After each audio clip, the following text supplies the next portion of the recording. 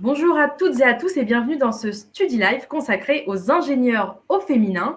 Donc, je me trouve en compagnie d'Astrid Watelier. Vous êtes donc déléguée générale du concours Puissance Alpha.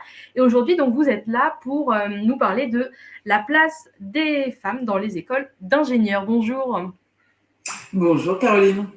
Alors, pour commencer un petit peu cet échange, est-ce que vous pouvez nous présenter brièvement déjà ce qu'est le concours Puissance Alpha, tout simplement? Bien sûr. Alors, la première chose, c'est donc de savoir que nous, le concours Puissance Alpha, nous représentons 19 grandes écoles d'ingénieurs. Ces 19 écoles, elles sont réparties à travers toute la France. Elles regroupent tous les secteurs d'activité, tous les métiers. Et par contre, on fait des choses simples. L'intérêt d'être regroupé, c'est que c'est quand même en un seul concours et une seule voie d'accès que vous allez pouvoir accéder à ces 19 écoles de façon la plus simple possible. Je ne veux pas dire facile, mais en tout cas, on vous simplifie la vie. C'est l'idée de base. Et alors, la place des femmes, c'est une problématique, on va dire, phare des écoles d'ingénieurs. Alors, vous, dans votre concours, quelle est la place des jeunes femmes? Et deuxième question, mais qui viendra compléter la réponse, c'est est-ce que c'est représentatif finalement des effectifs de jeunes femmes que l'on retrouve dans les écoles d'ingénieurs? Alors, la première chose, c'est que quelle que soit la réponse, il n'y a jamais assez de femmes. Déjà, il faut vraiment, vraiment, vraiment le savoir. C'est-à-dire que voilà, on ne sait plus comment l'expliquer, on ne sait plus comment le dire. Voilà, aujourd'hui, au sein du concours Puissance Alpha, on est dans la moyenne nationale, c'est-à-dire qu'on a environ 25, 28, 30%, ça dépend, un peu moins de 30% de femmes dans nos écoles. C'est donc représentatif, mais malheureusement, c'est une représentation qui ne nous convient pas parce qu'aujourd'hui, on manque alors, terriblement d'ingénieurs partout en France, dans tous les domaines, tout ce que vous voulez, mais on manque terriblement de femmes ingénieurs. Parce que malgré tout, c'est vrai d'avoir des équipes mixtes quand elles vont travailler, une façon de penser, une façon d'appréhender les choses différentes, c'est toujours un atout. Et c'est énormément recherché par les entreprises. Bien La sûr. première chose, c'est que là, maintenant, en première, en terminale, il faut expliquer, on espère, aux jeunes filles ce que c'est vraiment qu'un ingénieur, peut-être essayer de déconstruire ces idées pour pouvoir faire en sorte qu'elles viennent nous voir, tout simplement. Parce que c'est vrai que si le concours pour les 19 écoles en moyenne est représentatif, il y a encore des stéréotypes. C'est-à-dire que oui, quand vous faites de l'agro, de la bio, voire de la chimie, oui, tu n'as pas de problème d'avoir des filles. Et quand tu fais 100% de numérique, alors les filles, c'est beaucoup plus rare. Et on ne comprend pas pourquoi, en fait. Il n'y a pas de raison. Il n'y a pas de raison. Il n'y a pas de logique. Il n'y a rien. Si, il y a une raison, c'est des stéréotypes. Bien sûr. C'est une impression, c'est une vision, c'est une imagination de ce que peut être le métier. Mais à part ça, il n'y a aucune raison tangible qui pousserait les filles à faire de la bio et les mecs à faire du numérique et surtout à être toujours plus nombreux. Justement, tout ce qui est stéréotype, on va y revenir juste après, mais j'en profite du coup pour rappeler à tous ceux qui nous regardent, n'hésitez pas à poser vos questions dans le chat et Astrid y répondra avec grand plaisir. Donc du coup, là, on va passer à une autre question, justement en lien avec donc, tous ces stéréotypes. Mais avant d'entrer là-dedans, on va peut-être redéfinir ensemble finalement ce qu'est un ingénieur. Parce que c'est vrai que dire aux jeunes filles, vous pouvez être ingénieur, c'est bien, mais à condition qu'elles sachent ce qu'est un ingénieur finalement.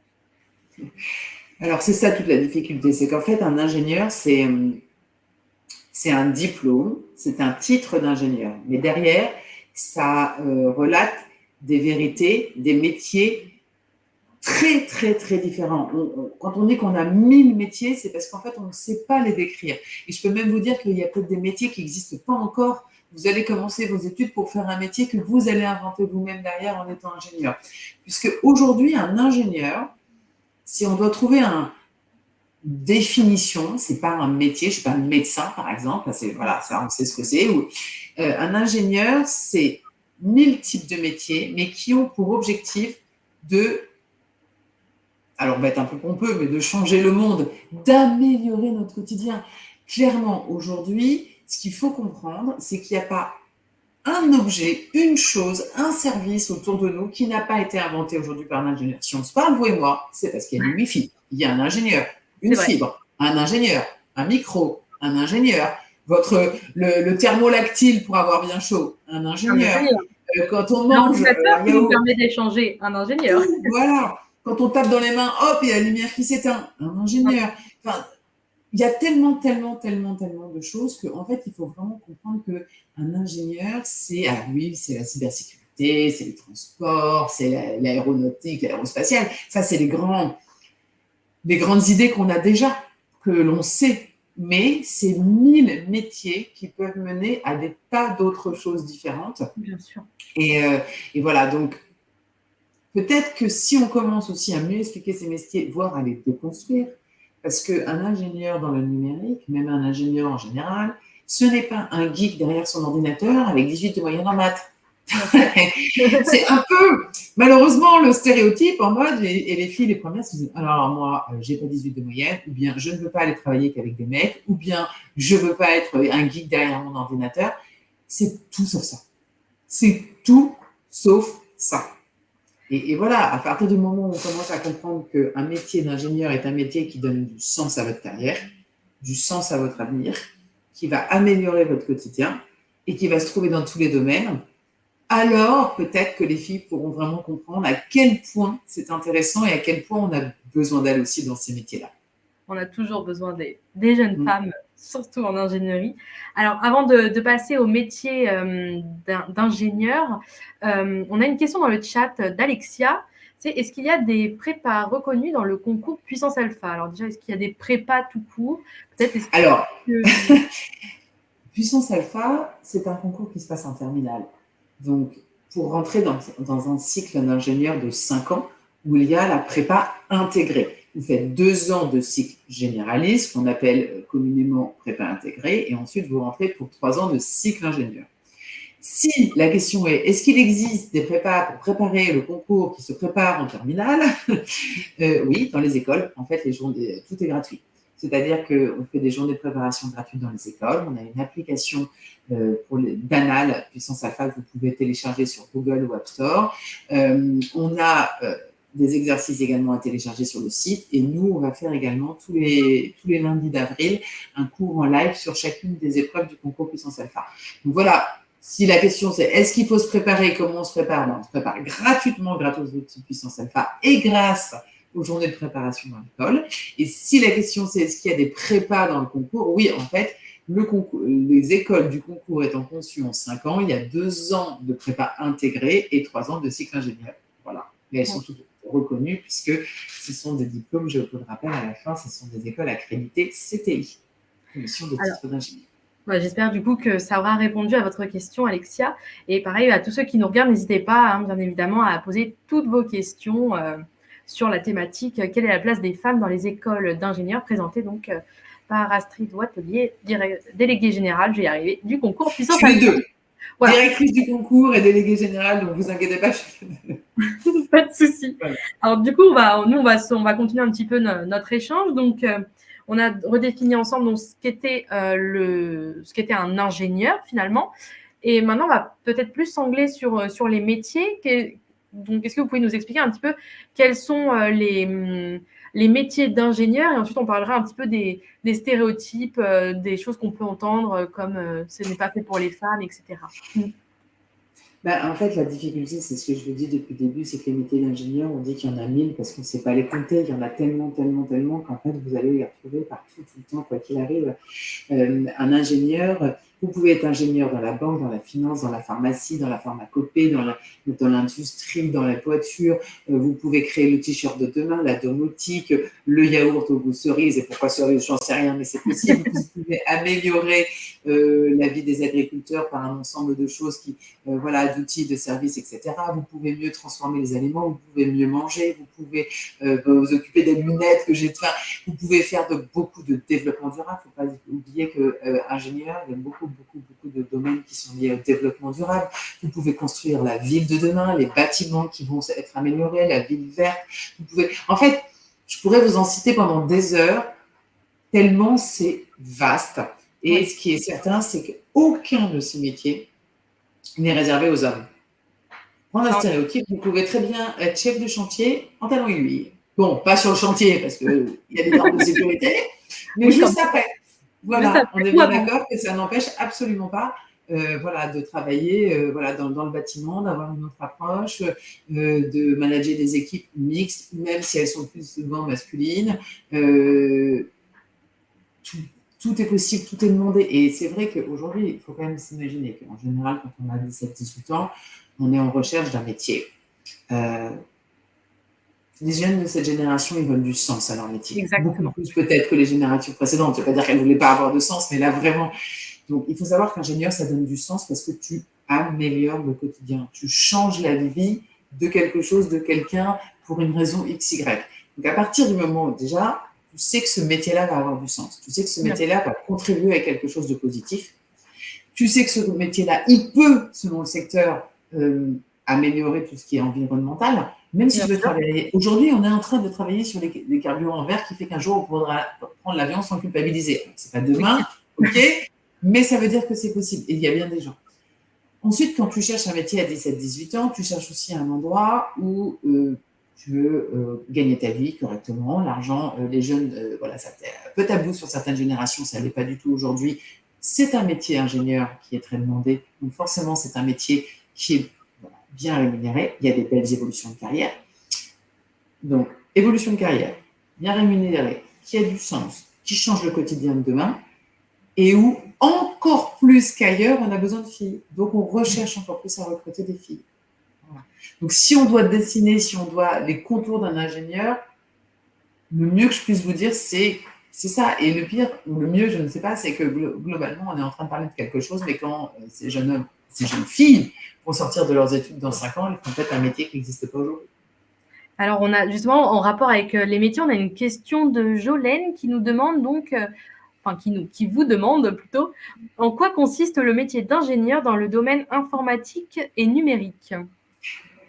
Alors, dans le domaine informatique et numérique, vous avez des centaines de métiers. C'est horrible parce que je voudrais pouvoir répondre à la question en disant bah, boulanger, c'est facile, on sait. Mais en fait, je ne peux pas répondre à cette question parce que informatique et numérique, c'est très divers. Il y a celui qui va créer l'ordinateur, il y a celui qui va créer le microprocesseur, il y a celui qui va créer le réseau qu'il y a derrière, il y a celui qui va faire de la cybersécurité, c'est du numérique. Il y a celui qui va penser les accords, il y a celui qui va penser l'architecture pour qu'il y ait un site web qui marche, il y a celui qui va travailler dans une entreprise. Enfin, et voilà, pour améliorer la transmission des informations internes, pour améliorer la transmission des informations externes, celui qui va sécuriser. Là, je ne connais pas tout, et déjà, je vous en ai sorti à n'en plus pouvoir. C'est ce qu'on appelle les architectes systèmes, les créateurs, celui qui fait encore des logiciels, celui qui va créer une application, celui qui va créer une application voilà, sur les réseaux sociaux ou autour de ça. Tout ça, c'est des métiers d'école d'ingénieur dans le numérique et dans l'informatique. Donc, en fait, il y a tout. Finalement, en fait, il existe autant de métiers que de profils d'ingénieurs. Exactement. Et puis, en plus, selon le secteur d'activité où on le fait, ben, on n'a pas du tout la même chose.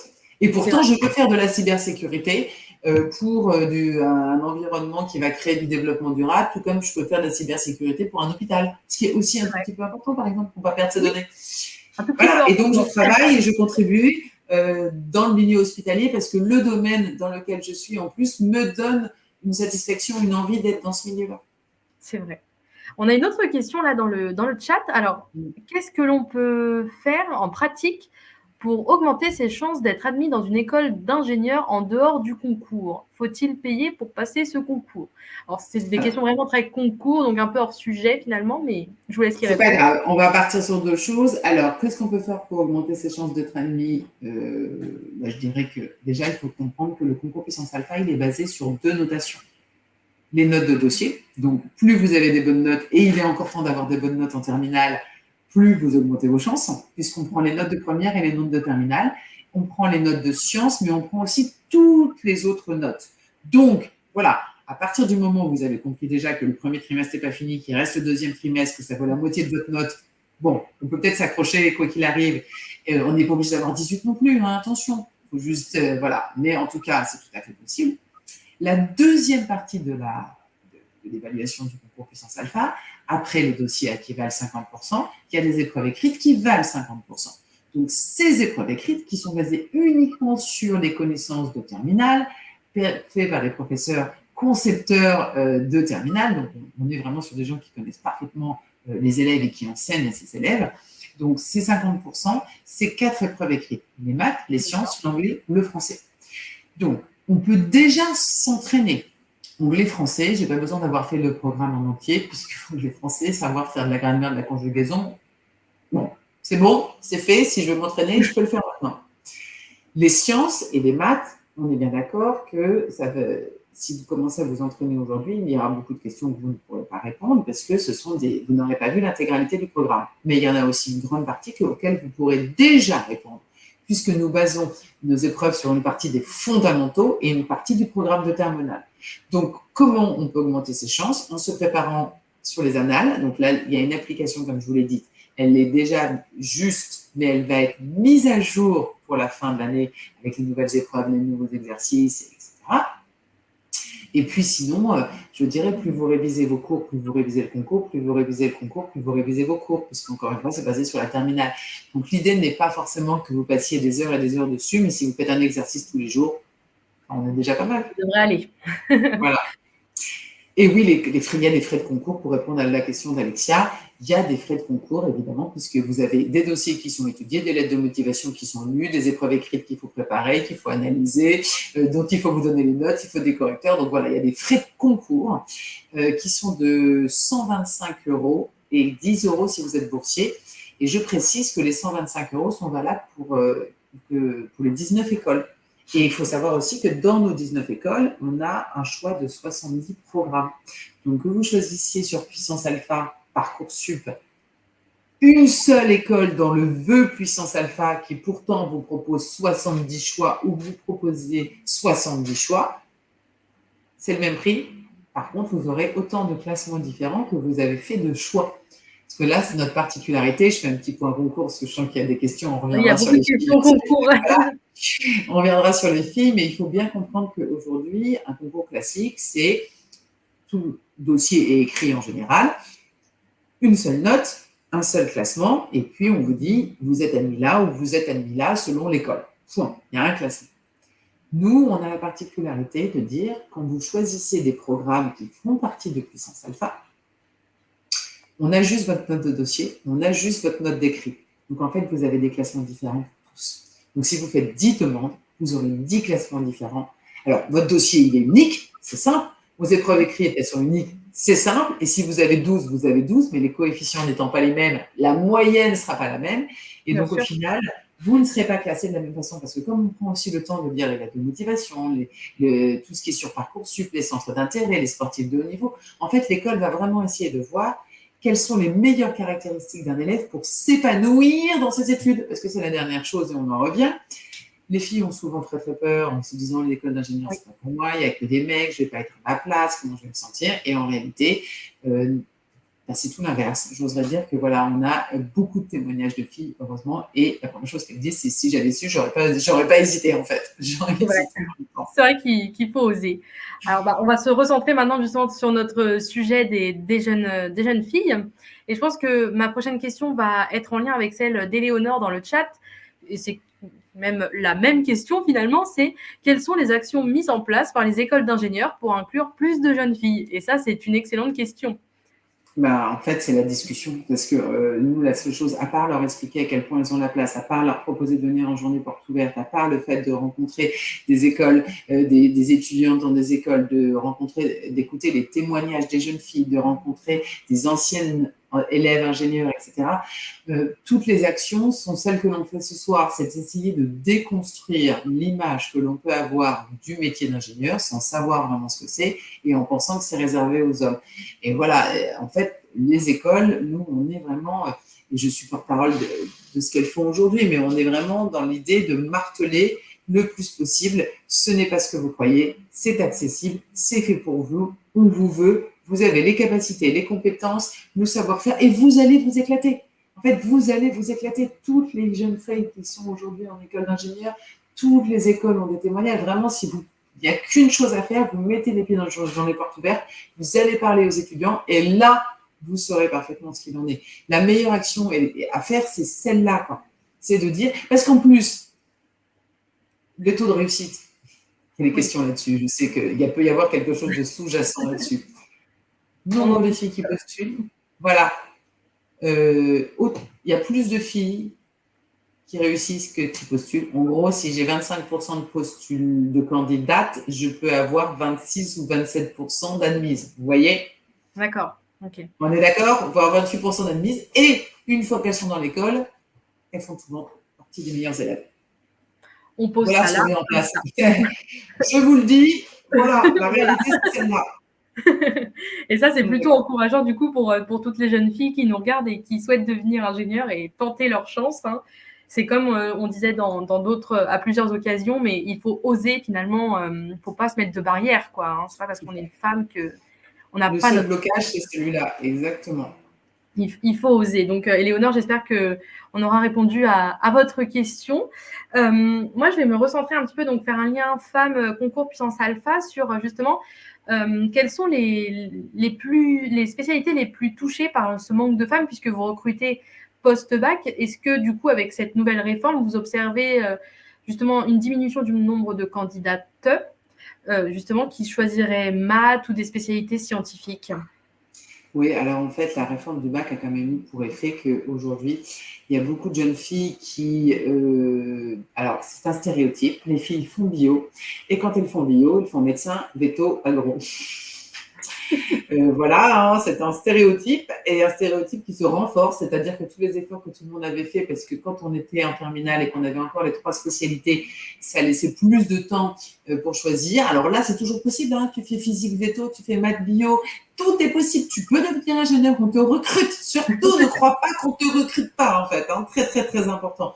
Mais c'est encore un stéréotype à casser, c'est-à-dire que quand des jeunes femmes se disent, bah écoute, moi j'ai laissé tomber les maths ou la physique, j'ai gardé que la bio parce que c'est ce qui m'intéressait, et donc pendant l'année terminale, tout d'un coup, elles font des recherches et elles se disent, ah bah en fait, école d'ingénieur, ça pourrait me plaire, et bah là, il y a un autre stéréotype qui tombe, c'est, ah bah c'est pas pour moi, je peux pas y aller, j'ai pas le niveau. Si, c'est possible. Donc on a un stéréotype, on a une croyance limitante de plus à déconstruire. C'est que, voilà, l'effet du nouveau bac fait qu'on a des passionnés, mais des passionnés qui se rendent compte parfois que c'est pas exactement les études qu'elles imaginaient qu'elles avaient envie de faire en première parce qu'elles changent en terminale et ça change très vite et tant mieux et elles découvrent plein de choses. Et qu'elles pensent là, encore une fois, que c'est pas possible. Si, c'est possible. Donc, ça, c'est la première chose. La deuxième chose, bien évidemment, malheureusement, ça a donné un effet que ce n'est que des stéréotypes. Là où l'on manque le plus de filles, le numérique et le BTP. Évidemment. Voilà. Alors, je vais en continuer d'enfoncer des portes ouvertes. Le BTP, c'est pas juste des gros gars en chantier avec un casque sur la tête qui vont.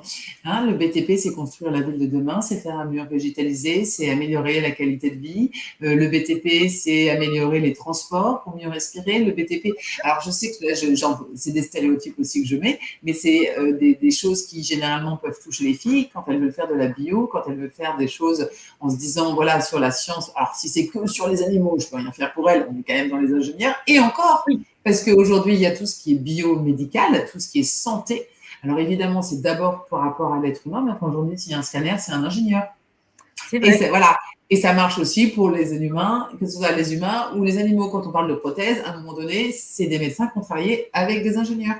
Donc en fait, il faut étendre et bien comprendre en fait tout ce que ça veut dire et comment on peut travailler là-dessus.